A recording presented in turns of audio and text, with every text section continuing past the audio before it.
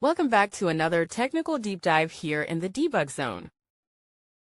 Today we're tackling a big question and breaking it down with us from other users.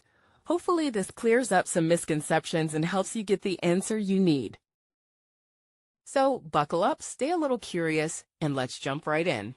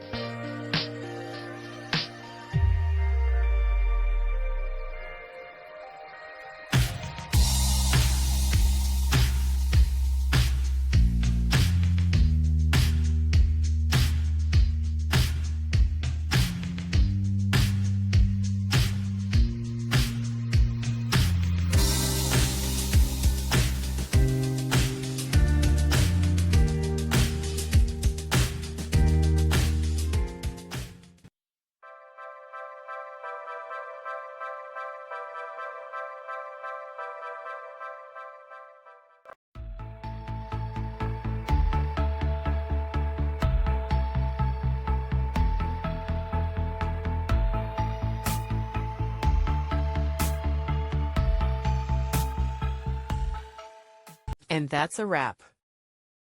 I hope you found the answer you were looking for. If you did, take a second to hit that subscribe button. It really helps out.